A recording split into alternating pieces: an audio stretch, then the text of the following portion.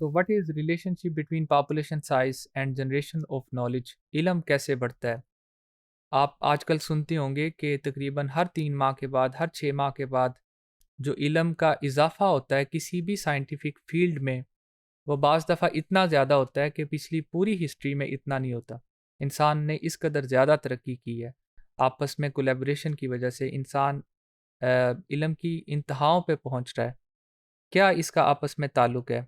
Larger population influences the production of knowledge through demand and supply mechanism as described by Julian Simon. उसने कहा है कि supply भी इस पे असर करती है और डिमांड भी करती है। सप्लाई से मुराद क्या है? सप्लाई से मुराद ये है कि जब किसी जगह पे लोग ज़्यादा होते हैं तो इसका मतलब ये है कि नए आइडियाज़ ज़्यादा आ सकते हैं और ज़्यादा ब्रेन काम करेंगे।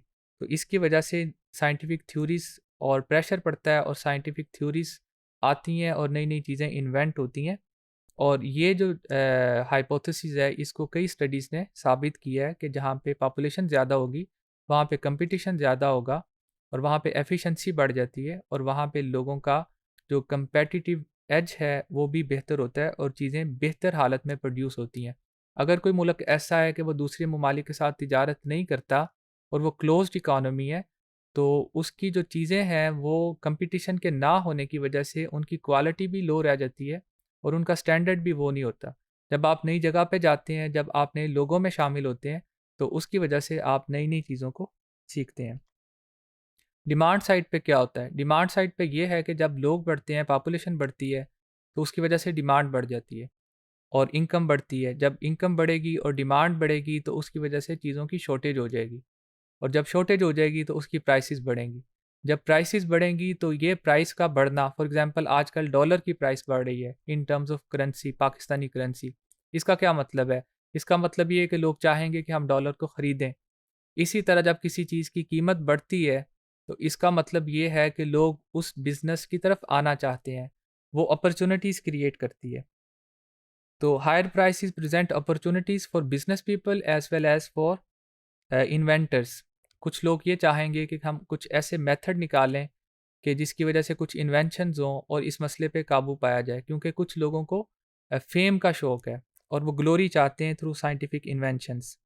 अब दोनों इस मसले को हल करने की कोशिश करते हैं। बिजनेसमैन उसमें से प्रॉफिट तलाश करता है और इन्वेंटर्स उस पर काबू पाने की कोशिश करता है। इनमें से कई फेल हो सकते हैं, लेकिन ज़ाती कोशिश की बुनियाद पे फेल होंगे, किसी का नुकसान नहीं होगा।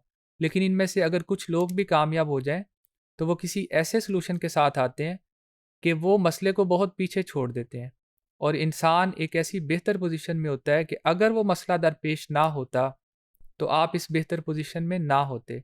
तो बाज़ दफ़ा जो मसला है वो इंसान को बेहतरी की तरफ लेके जाता है और लॉन्ग रन में ये सिचुएशन होती है कि प्राइसेस उस चीज़ की कम हो जाती है और स्कारसिटी से पहले की प्राइस से भी प्राइस कम होती है। मैंने आपको डाटा दिखाया था कि ओवर द टाइम पीरियड बहुत सी चीज़ों की कीमत गिरी है।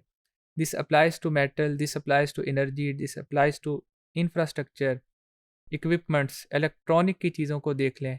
आज से 20 साल पहले चीज़ें महँगी थीं, आज इलेक्ट्रॉनिक्स की चीज़ें सस्ती हैं, कंप्यूटर्स महँगे थे, सस्ते हैं, पहले से बेहतर हैं, एफ़िशिएंट ज़्यादा हैं, पोर्टेबल हैं, छोटी जगह पे आ जाते हैं।